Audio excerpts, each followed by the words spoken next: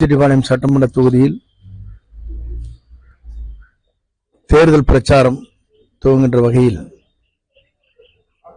தமிழக வெற்றிக் கழகத்தின் சார்பாக மாவட்ட கழக செயலாளர் சகோதரர் பிரதீப் குமார் அவர்கள், நாடாளுமன்ற உறுப்பினர் சகோதரி சத்யபாமா அவர்கள், கழகத்தின் முன்னோடி அனைத்து பொறுப்பாளரும் சேர்ந்து இன்று 3 இடங்களிலே துவங்கப்பட்டிருக்கிறது. 1ஆவது வார்டு, 16ஆவது வார்டு, 30ஆவது வார்டு என்று 3 இடங்களிலும் இந்த நிகழ்வுகள் துவக்கத்தை துவக்கி வைக்கப்பட்டிருக்கிறது. குறிப்பாக தமிழகத்தின் வெற்றி கழகத்தினுடைய தலைவர் தளபதிதான் இந்த நாட்டை ஆள வேண்டும் என்பதுதான் எல்லோருடைய கனவாக இருக்கிறது. இந்த கனவை நிறைவேற்றுகின்ற வகையில்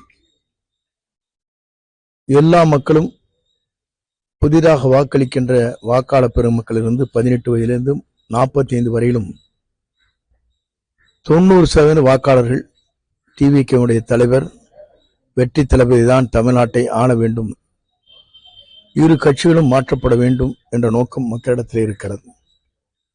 குறிப்பாக மக்களுடைய கனவுகள் நிறைவேற்றுகின்ற வகையில் தமிழகம் ஒரே குரலாக இது ஒலித்துக் கொண்டிருக்கிறது.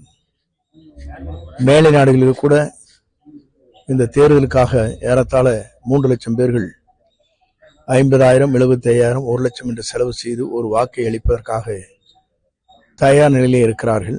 தேர்தலை எப்போது அறிவிக்கப் போகிறார் நாட்கள் என்பதைத்தான் எண்ணிக்கொண்டிருக்கிறார்.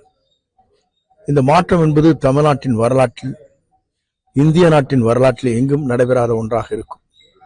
ஆகவே தமிழக வெற்றிக் கழகத்துடைய தலைவர் நாளை தமிழகத்தை ஆள்வது மக்கள் சக்தியால் 2026 அவர்தான் தமிழ்நாட்டின் முதலமைச்சர் என்ற வரலாற்றை தமிழகம் படைக்கும். அதற்காக மக்கள் அத்தனை பேரும் ஆர்வத்தோடும் மகிழ்ச்சியோடும் அந்த பணிகளை ஆற்றி வருகிறார்கள்.